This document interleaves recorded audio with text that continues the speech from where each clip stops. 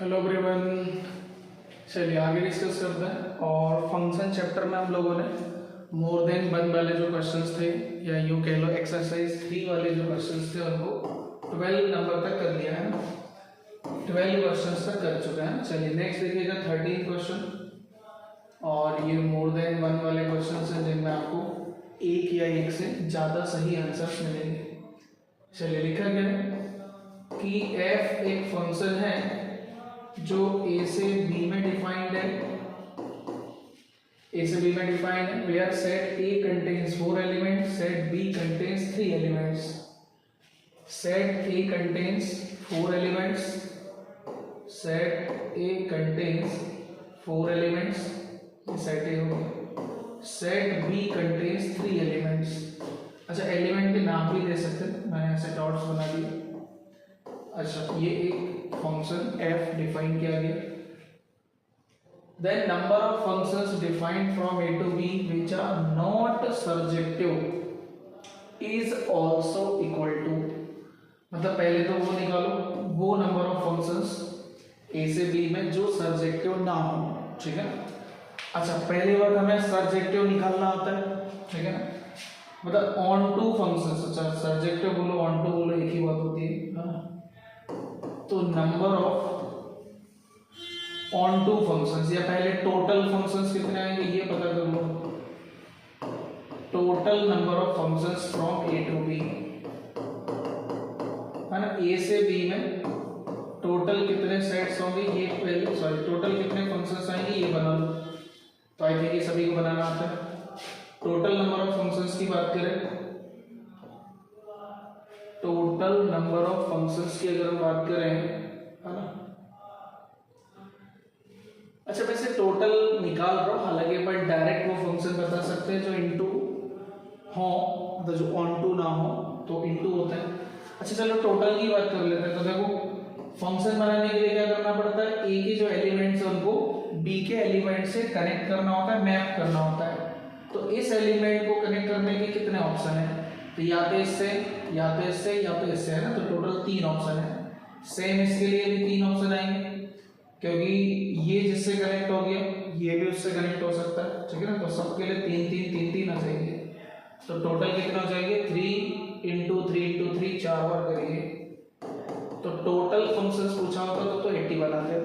ठीक है, total functions पूछे होते तो 80 बनाते हैं। Then total number of into functions, मतलब जो ऑन टू नहीं हो। तो ऑन टू क्या होता है, पहली बात ऑन टू फंक्शंस वो फंक्शंस होते हैं जिसमें बी के सारे एलिमेंट कनेक्टेड हो। ठीक है, ये मैं दोबारा बना दे रहा हूं या इधर बना देता हूं। तो हमें इनटू फंक्शन चाहिए, मतलब जो ऑन टू ना हो, मतलब b का कोई ना कोई एक एलिमेंट या कम से कम एक एलिमेंट छूटा रहेगा। क्योंकि अगर b के सारे एलिमेंट कनेक्ट हो गए तो कोडोमिनल रेंज सेम हो जाएगा, मतलब फंक्शन ऑन टू हो जाएगा। बट हमें ऑन टू नहीं चाहिए। तो चलो जैसे मान लो मैं बात करता हूं कि b का कोई एक एलिमेंट छूट गया। तो कौन सा एक एलिमेंट छूट गया, तो 3c1, 3 में से कोई सा एक एलिमेंट छूटेगा। ठीक है ना, मान लो ये वाला छोड़ गया, ये 2 बचे। तो बस इन 2 को लेकर फंक्शन बना देंगे। तो फिर हर एलिमेंट के लिए 2 पॉसिबिलिटी आएगी। तो 2 पावर 4 फंक्शंस उसमें बन जाएंगे। ठीक है ना, तो ये आ जाएगा। फिर अच्छा सभी को मालूम होगा ऐसे अल्टरनेट साइन इसमें लिखना पड़ता है, क्योंकि जब आपने एक एलिमेंट को छोड़ा था और फिर रैंडमली फंक्शन सारे बना दिए तो हो सकता है उसमें 2 भी छूट गए। तो जिसमें 2 छूट गए वो अपन यहाँ पे सब्ट्रैक्ट कर देंगे। ठीक है, ये मतलब पीएनसी का एक कॉन्सेप्ट है। ठीक है ना, पीएनसी का कॉन्सेप्ट है। अगर आपको मालूम नहीं कि साइन अल्टरनेट क्यों लिया जाता है तो पीएनसी थोड़ा अच्छे से रिवाइज कर सकता है। ठीक है ना, पीएनसी अच्छे से रिवाइज करिएगा तो पता लग जाएगा। चलिए तो अब मान लो अभी 1 छोड़ा था, 2 छोड़ दिए। ठीक है, तो 3 में से कोई से 2 छूट जाएंगे। 3 में से 2 मान लो ये 2 छूट गए, ये बचा। तो फिर ये चारों के चारों इस एक से कनेक्ट हो जाएंगे। तो सबके लिए एक एक पॉसिबिलिटी आएगा। तो 1 पावर 4। हाँ अब वजह सर तीनों छोड़ गए तो तीनों छूट गए, तो फिर फंक्शन ही नहीं बन पाएगा। तो बस इतने ही आएंगे। तो ये 16 इंटू 3 48 और ये 3 तो कितना आ गया 45 आ रहा है ना। तो टोटल फंक्शंस 81 और इनटू फंक्शंस 45, तो total number of onto function पूछा जाएगा। Total number of onto functions तो वो हो जाएगा टोटल माइनस इनटू, ठीक है ना, कितना आ जाएगा 36 आ जाएगा। बट पूछा क्या हमसे जो ऑन टू नहीं हो मतलब इनटू हो तो 45, ठीक है, मतलब जो बोला गया उसके लिए 45 मिल रहा है। तो number of functions which are not surjective कितने होंगे 45 हो गया ना 45। चलिए अब ऑप्शन से चेक कर लेते हैं, है ना।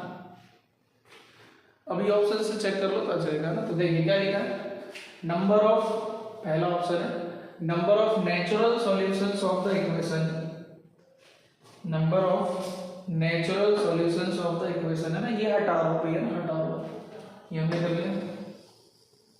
Number of natural solutions of the equation, है ना। तो भाई सभी को आता होगा नेचुरल सॉल्यूशन मतलब पॉजिटिव इंटीग्रल सॉल्यूशंस। तो पॉजिटिव इंटीग्रल सॉल्यूशन का फॉर्मूला सीख रहा होगा।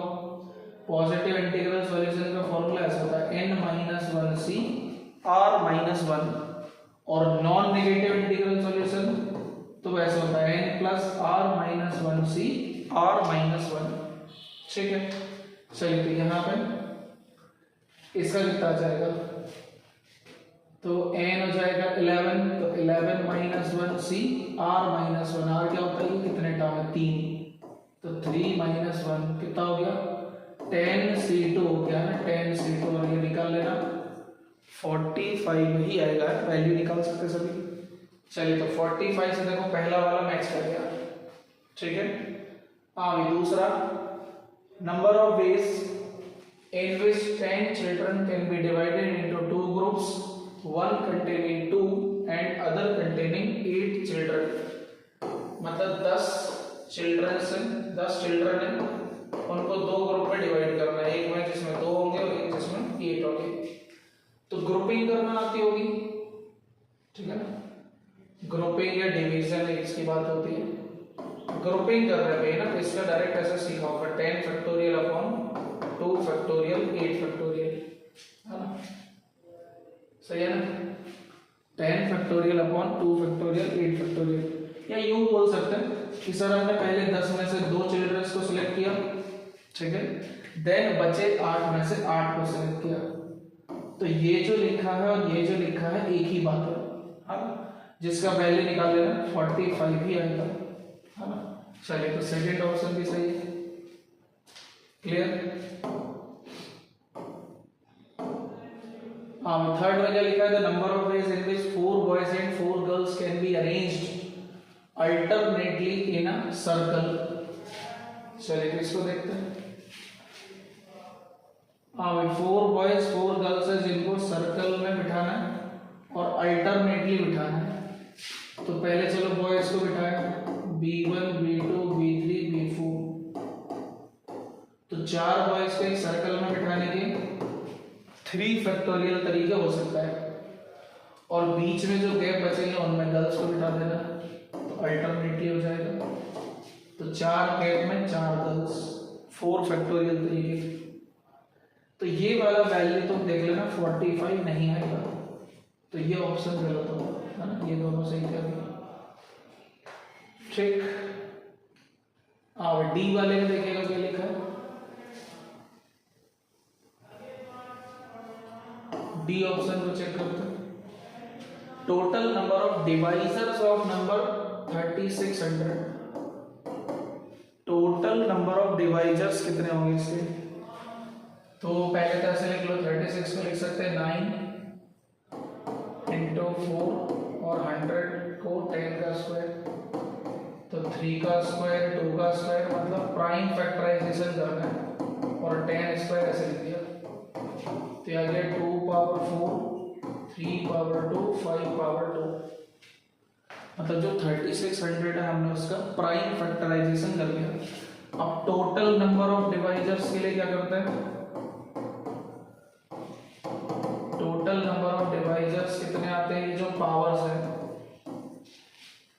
मैं +1 करके मल्टीप्लाई करता हूँ। तो जैसे 4 + 1 5, 2 + 1 3, 2 + 1 3, तो आंसर कितना आएगा 45 हो जाएगा।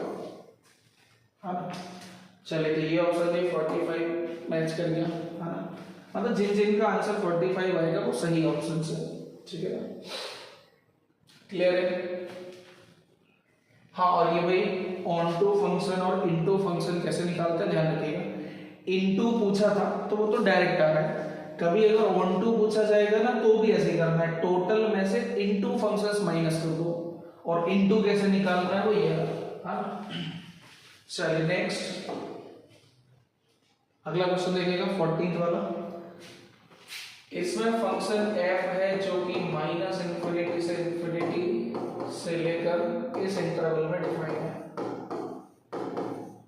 मतलब ये दिया गया, मतलब ये डोमेन दिया गया, और ये क्या दिया गया, कोडोमेन दिया गया ना, CD बोले तो कोडोमेन, ठीक है। चलिए क्या लिखा है, is given by fx equal to, है ना, फंक्शन है fx equal to sine inverse, और साइन इनवर्स के अंदर लॉग जिसका बेस 3 है, x² - x + 1 upon x² + x + 1, है ना।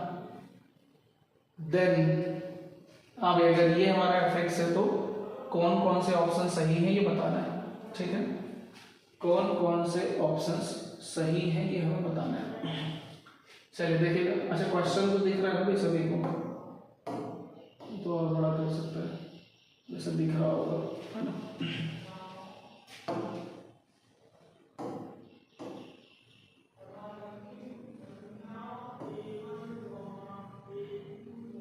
चलिए देखिए, सबसे पहले ऑप्शन चेक कर लेते हैं, f ऑफ 1/x, मतलब चेक करना है कि ये दोनों सेम आएंगे या नहीं आएंगे। तो f ऑफ 1/x निकालो पहले, तो f ऑफ 1/x ऐसे हो जाएगा साइन इनवर्स लॉग, और ये आ जाएगा, जब 1/x रखेंगे तो ऐसा आ जाएगा। हाँ वो थोड़ा सिंप्लीफाई तुम लोग ही करिएगा, जब 1/x रखेंगे तो ऐसे आ जाएगा, f ऑफ 1/x, मतलब 1/x रखो और एलसीएम ले डालो, ठीक है ना, 1/x रखो और एलसीएम ले डालो, ठीक है ना। तो ये तो सेम ही आ गया,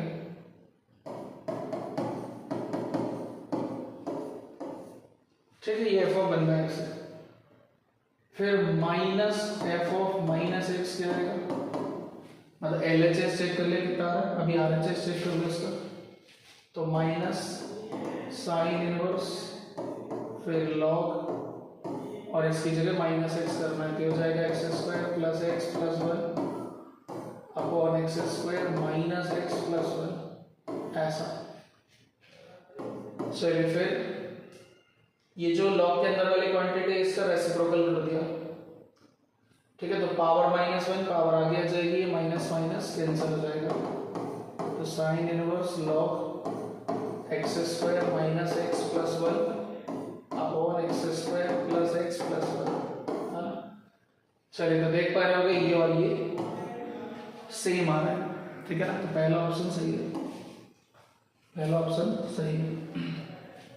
चलिए दूसरा, fx is a strictly increasing function in -∞ से ∞, ऐसे को कैपिटल R बोल सकते हैं, मतलब always fx is a strictly increasing function always. अच्छा, अब स्ट्रिक्टली इंक्रीजिंग फंक्शन कैसे निकाल सकते हैं, तो स्ट्रिक्टली इंक्रीजिंग फंक्शन के लिए एक तरीका है कि तुम डिफरेंशिएशन करके देख लो, ठीक है ना, मतलब स्ट्रिक्टली इंक्रीजिंग स्ट्रिक्टली डिक्रीजिंग कैसे पता लग जाएगा, डिफरेंशिएशन से पता लग जाएगा। दूसरा ग्राफ से पता लग जाएगा, तो इसका ग्राफ तो हमें मालूम है नहीं, हाँ तो यहाँ पर देखिएगा,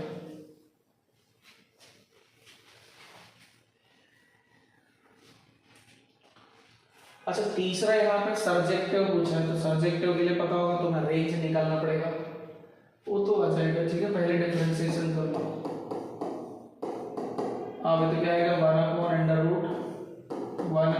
x², मतलब साइन इनवर्स के अंदर जो भी उसका स्क्वायर फिर चेन रूल से लॉग वाले का होगा तो 1/, लॉग के अंदर जो भी उसका डिफरेंशिएशन 1/x होता है, तो जो भी है उसका reciprocal x² + x + 1 upon x² - x + 1, ठीक है, ऐसा इनटू फिर जो लॉग के अंदर है उसका डिफरेंशिएशन वो डिवीजन रूल से आएगा, ठीक है, जो लॉग के अंदर है उसका डिफरेंशिएशन तो वो डिवीजन रूल से आएगा। तो कैसे आएगा, न्यूमरेटर का differentiation denominator as it is, है ना। चलिए 18 से डिफरेंशिएशन तो सभी कर ही लेंगे ना, बट डिवीजन रूल लगेगा तो डिवीजन रूल लगा देंगे, जो भी लगे लगा देते, सभी आना चाहिए हमको। हाँ, डिफरेंशिएशन के अलावा कोई और तरीका दिख रहा हो तो वो भी यूज कर सकते हैं, बट मुझे डिफरेंशिएशन अभी दिख रहा है तो भी लगा देते हैं। हाँ, लॉग के अंदर जो है उसका डिफरेंशिएशन कर रहे हैं, तो न्यूमरेटर का differentiation denominator as it is minus denominator का differentiation into numerator as it is, और अपॉन में जो भी आएगा उसका होल स्क्वायर। चलिए, तो ये वाला क्वांटिटी तो ओवरऑल दिख रहा है पॉजिटिव आएगा, ये वाला क्वांटिटी भी कैसा होगा, पॉजिटिव आएगा, बिकॉज ये जो क्वाड्रेटिक नहीं है हमेशा पॉजिटिव होंगी क्योंकि उनका डिस्क्रिमिनेंट नेगेटिव है और लीडिंग कोएफिशिएंट पॉजिटिव है। इधर सॉल्व कर लो और क्या। अच्छा, यहाँ का जो न्यूमरेटर इसको सॉल्व कर रहा हूँ, 2x का मल्टीप्लाई करेंगे पहले, तो 2x³ + 2x² + 2x, फिर -1 का तो -x² - x -1, ये -2x का मल्टीप्लाई करेंगे तो -2x³ + 2x² - 2x, -1 का करेंगे तो -x² + x -1, चलिए तो +x - x cancel, 2x³ cancel, 2x cancel, x² वाला टर्म बचा है ना, 4x² 2x² कैंसिल, तो फाइनली 2x² बचा। तो भाई देखो ये ओवरऑल भी पॉजिटिव आएगा, ठीक है। अच्छा, f' निकाला वो तो हमेशा पॉजिटिव रहेगा, ये पता लग गया, और हमेशा पॉजिटिव रहेगा मींस ये स्ट्रिक्टली इंक्रीजिंग होगा, ठीक है। पॉजिटिव का मतलब इंक्रीजिंग, नेगेटिव आ रहा होता तो डिक्रीजिंग, क्लियर, ठीक है। हमेशा इंक्रीजिंग आएगा ये हमें पता लग गया। अच्छा, अब हमेशा इंक्रीजिंग आएगा ये हमने चेक कर लिया है ना, चलिए ठीक है, स्ट्रिक्टली इंक्रीजिंग आ रहा है। अब अगर फंक्शन स्ट्रिक्टली इंक्रीजिंग आ रहा है तो रेंज निकालने में भी आसानी हो जाएगी। अभी अगर स्ट्रिक्टली इंक्रीजिंग आ रहा है तो रेंज निकालने में भी आसानी हो जाएगी। चलिए पहले तो नहीं हटाएंगे, जितना भी सिलेक्ट हो जाए।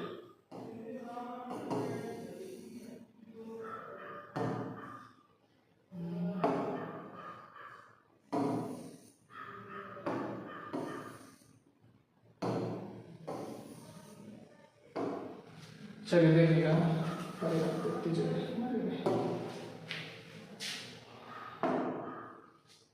सर्जेक्टिव के लिए अपन को चेक करना है कि जो रेंज है वो यही आएगा या कुछ और आएगा, क्लियर। तो देखो रेंज निकालना तो पूरा तरीका भी लगा सकते हैं, और हालांकि अपन को पता लग चुका है कि ये स्ट्रिक्टली इंक्रीजिंग फंक्शन है, तो स्ट्रिक्टली इंक्रीजिंग है तो अपन डायरेक्ट ऐसे निकाल सकते हैं कि जो रेंज होगा वैसे आ जाएगा f(-∞). अच्छा, ये लिखने का तरीका वैसे गलत है, ऐसे नहीं लिखा जाता, लिमिट लगा के लिखा जाता है ना, इन्फिनिटी ऐसे डायरेक्ट नहीं रखा करते, बट ठीक है अपन निकाल लेता भी। हाँ भाई, तो अगर मैं इन्फिनिटी रखूंगा, अच्छा इन्फिनिटी रखो या -∞ रखो, इस पे तो ये सेम ही आ रहा है, ये स्ट्रिक्टली इंक्रीजिंग मिला हमको, उसमें चेक कर लेना था एक बार। स्ट्रिक्टली इंक्रीजिंग है वैसे तो आ गया। चलिए रेंज की बात कर लेते हैं ना। रेंज देखो, अगर मैं इन्फिनिटी रखता हूँ तो सभी को पता होगा कि ये जो लॉग के अंदर लिखा है इसका लिमिट इन्फिनिटी पे कितना आएगा, 1 आएगा, -∞ पर भी 1 आएगा, तो फिर ये स्ट्रिक्टली इंक्रीजिंग कैसे आ गया? फिर ये स्ट्रिक्टली इंक्रीजिंग तो नहीं आना चाहिए था। देखो साइन इनवर्स का डिफरेंशिएशन किया था तो 1/√, तो वो तो पॉजिटिव आएगा। लॉग वाले का करा तो 1/x होगा तो ये आ जाएगा। बस ये डिवीजन रूल जो लगाया था वो सही लगाया ना, एक बार चेक कर लो यार। चलो मैं डिवीजन रूल जो लगाया वो सही लगाया नहीं लगाया चेक कर लो एक बार। आएगा ये, आएगा भी नहीं, चलिए कोई बात नहीं। डिवीजन रूल चेक कर लो एक बार, मुझे लग तो रहा है शायद सही करा।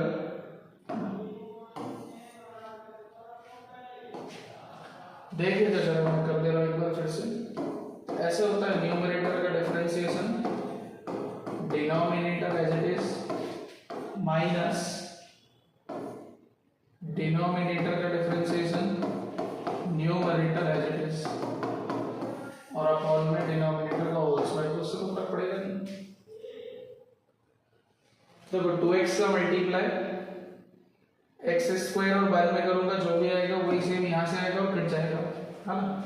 तो 2x का मल्टीप्लाई करने का फायदा है केवल x में, तो 2x स्क्वायर आएगा। और -1 का मल्टीप्लाई करेंगे अपन एक्स स्क्वायर में, तो -1 इंटू एक्स स्क्वायर, और इधर से -x आएगा और इधर से +x आएगा, तो x तो कट जाएगा। कांस्टेंट की बात करें तो इधर से 1 माइनस का आएगा, इधर से भी 1 माइनस का आएगा, वही भाई कांस्टेंट टर्म ध्यान नहीं दिया था ना हमने।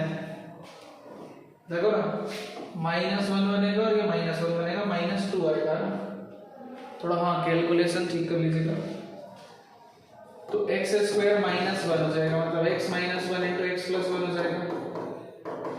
तो देखो अब अपन को पता लग गया, अभी क्या पता लग गया कि यहाँ पर ये पॉजिटिव भी आ सकता है नेगेटिव भी आ सकता है। तो जो सेकेंड ऑप्शन है वो सही नहीं है ना। सेकेंड ऑप्शन क्या होगा, रॉन्ग हो जाएगा, क्योंकि रेंज से ही अपन को पता लग रहा था कि जो इसका रेंज आएगा, मतलब ऐसे आइडिया लगा था कि गलत हो गया। कैसे पता लगा, तो भाई इन्फिनिटी पे अगर मैं निकालने जाऊंगा तो वैल्यू 0 आ रहा है ओवरऑल, और -इन्फिनिटी पे भी 0 आ रहा है, तो ये स्ट्रिक्टली इंक्रीजिंग तो कहीं से कहीं तक नहीं आ रहा है, ठीक है ना। चलिए हाँ भाई स्ट्रिक्टली इंक्रीजिंग नहीं है, हाँ क्योंकि जो डेरिवेटिव हमने निकाला था fx का वो पॉजिटिव भी होगा नेगेटिव भी होगा। चलिए तो इंजेक्टिव भी नहीं होगा, अरे हाँ ना, अगर स्ट्रिक्टली इंक्रीजिंग होता तो इंजेक्टिव होता है, स्ट्रिक्टली इंक्रीजिंग नहीं है मतलब इंजेक्टिव भी नहीं है। इंजेक्टिव बोले तो 1/1। अच्छा सर्जेक्टिव है या नहीं है चेक कर लो, तो वो रेंज से आ जाएगा। तो रेंज देखना पहले मैं ये लॉग के अंदर वाले का निकाल लेता हूँ, x square minus x plus 1 upon x square plus x plus 1। हालांकि ये कुछ ऐसा एक्सप्रेशन है जिसका रेंज कुछ लोगों को डायरेक्ट ही याद होता है, हाँ अगर याद नहीं है तो कोई बात नहीं, निकाल के दिखा दूंगा, है ना, निकाल के भी दिखा सकते हैं। चलिए दो एक तरीका याद है जिसमें y माना करते हैं और फिर x को x में एक क्वाड्रेटिक बन जाती है, फिर उसका discriminant greater than equal to 0 लगा दिया करते हैं। तो चलो ये तरीका तो सब लोगों ने सीखा होगा, मैं एक नया तरीका बताता हूँ, हालांकि वो भी जानते होंगे बट ठीक है। तो यहाँ पे मैंने क्या करा, एक ऊपर और नीचे सेम बना लिया ना, मतलब ऊपर वही क्रिएट कर लिया जो नीचे है, तो ये हो जाएगा x square plus x plus 1, जिसके लिए हमने x जोड़ा होगा x घटाया होगा, तो माइनस का 2x अलग हो जाएगा, और दोनों के डिनोमिनेटर में आ जाएगा x square plus x plus 1। ठीक, चलिए तो यहाँ पे कितना हो जाएगा 1 minus 2x upon x square plus x plus 1। ठीक है, तो इसका रेंज निकाल लो, देखना दो केस में निकाल दे रहा हूँ। अगर x 0 है तो क्या आएगा, तो y का वैल्यू 1 ही आ जाएगा। दूसरा केस ले लिया कि अगर x 0 नहीं है,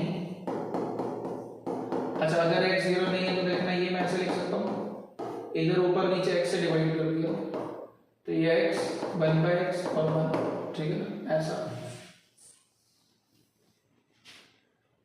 चलिए तो अब देखो इतने का रेंज पता होगा सभी को, है ना, x प्लस 1/x का रेंज पता होगा, क्या होता है इसका, -इन्फिनिटी से -2 यूनियन 2 से इन्फिनिटी। क्लियर, फिर इसमें +1 करिएगा, +1 करेंगे तो हो जाएगा माइनस इन्फिनिटी से -1 यूनियन 3 से इन्फिनिटी। नाउ इनका रेसिप्रोकल 1/, जो भी है रेसिप्रोकल करेंगे तो ये अगेन क्या आ जाएगा, -1 से 0 यूनियन 1/3 से 0, मतलब 0 से 1/3, 0 पे ऊपर आएगा। क्लियर? नाउ इसमें -2 का मल्टीप्लाई है ना, -2 अपॉन जो भी है -2 का मल्टीप्लाई करना है तो हो जाएगा 0 से 2 यूनियन -2/3 से 0, -2/3 से 0। ठीक है, अब इसमें 1 ऐड करना है ना, तो पूरा फंक्शन बन जाएगा 1 ऐड करना है ना, तो 1 ऐड करेंगे तो हो जाएगा -1/3 से 1, इधर वाली बात कर रहा हूँ, यूनियन 1 से 3। अच्छा, अब इधर इसको मैं ऐसे भी लिख सकता हूँ -1/3 से 3, सॉरी 1 ऐड करेंगे तो प्लस का होगा ना, +1/3, जिसमें 1 नहीं लेना है। तो सेकेंड केस में ये आ रहा है पर 1 नहीं लेना, लेकिन फर्स्ट केस से तो 1 आ गया था, मतलब 1 भी ले सकते थे। इस फंक्शन का रेंज कितना हो गया, 1/3 से 3 आ गया। मतलब log के अंदर जो लिखा है उसका रेंज होता है 1/3 से 3। तो अगर मैं इसका याद रख सकूं तो ज्यादा अच्छी बात है, 1/3 से 3 ही इसका रेंज आएगा, है ना। अच्छा, इसको पलट भी देना, वैसे मतलब बोले सर अगर +x वाला ऊपर आ गया -x वाला नीचे आ गया तो भी रेंज सेम होगा, ठीक है। इसका रेसिप्रोकल करके देख लीजिएगा। चलिए, तो रेंज हमने निकाल दिया। अब इन वैल्यूज का लॉग निकालिएगा तो -1 से 1 आएगा, और -1 से 1 का जो साइन इनवर्स है वो -π/2 से π/2 ही आएगा। तो भाई कोडोमेन और रेंज सेम बनेगा, कोडोमेन और रेंज सेम बनेगा। भाई अंदर वाले का पता लग गया, 1/3 से 3 में लाई करेगा, है ना। तो इसका लॉग क्या आएगा, लॉग हो जाएगा -1 से 1, और -1 से 1 का साइन इनवर्स -π/2 से π/2 ही देगा, ठीक है।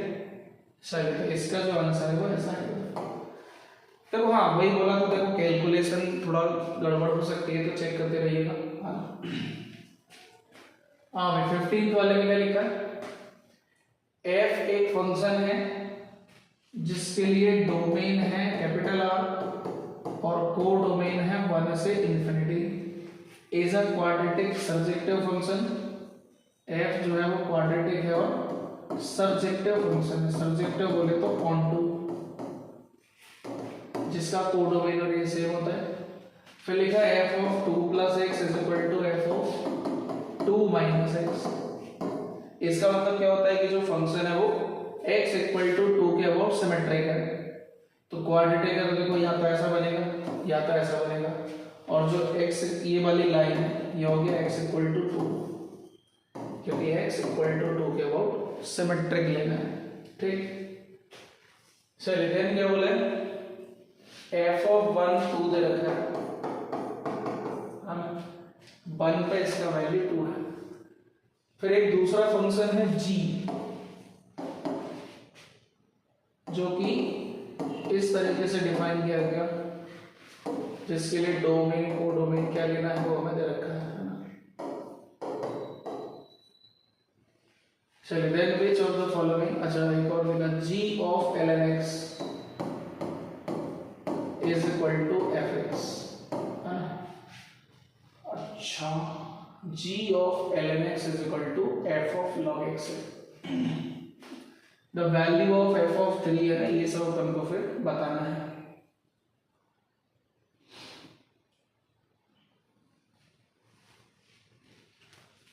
अच्छा, यहां पे जरा ध्यान से देखो, क्वेश्चन वाले ने बोल रखा है सर्जेक्टिव फंक्शन है, ठीक है। मतलब जो इसका रेंज है, वैसे तो अपन जानते हैं इसका रेंज क्या होता है, -d/4a से इन्फिनिटी, और जो इसका रेंज होगा वैसे होगा -∞ से -d/4a। तो ये वाला तो पॉसिबिलिटी हो नहीं सकता, क्योंकि जो कोडोमेन दिया गया उसके हिसाब से देखा जाए तो नेगेटिव वैल्यू ले ही नहीं सकते। तो जो क्वाड्रेटिक है वो ये वाला होगा, ठीक है, ये वाला क्वाड्रेटिक होगा। चलिए, थोड़ा ठीक से बनेंगे।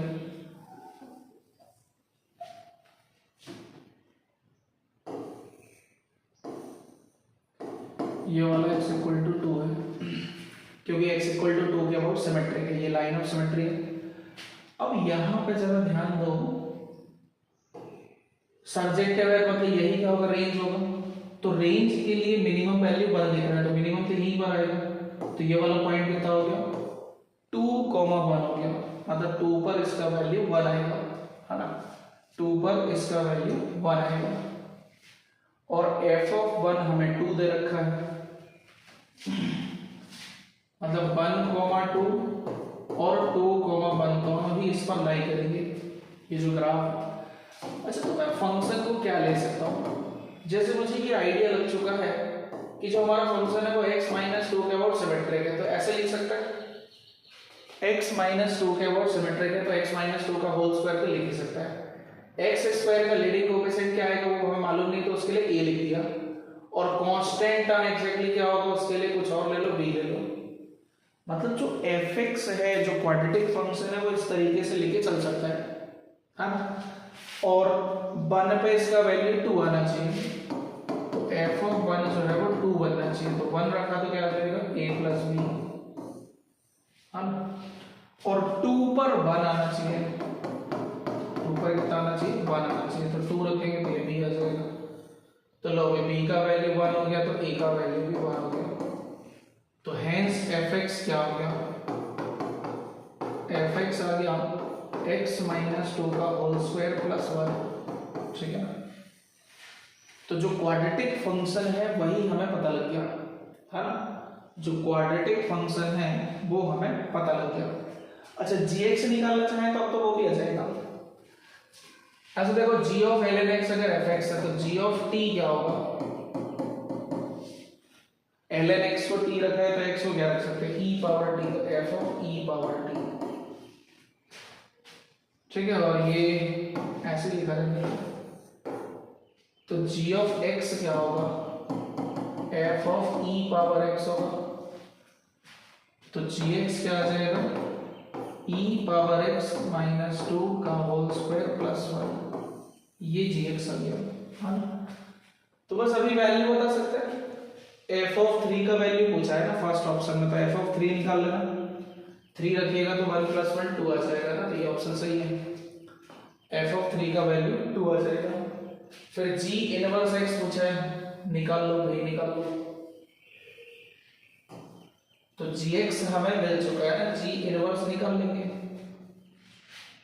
तो since gx is equal to e power x - 2 का होल स्क्वायर प्लस 1, और इस gx को थोड़ी देर के लिए y मान लेते हैं, तो e पावर x - 2 का whole square is equal to y - 1, तो e power x - 2 is equal to plus minus under root y - 1, e power x is equal to 2 plus minus under root y - 1, तो x is equal to ln 2 plus minus under root y - 1।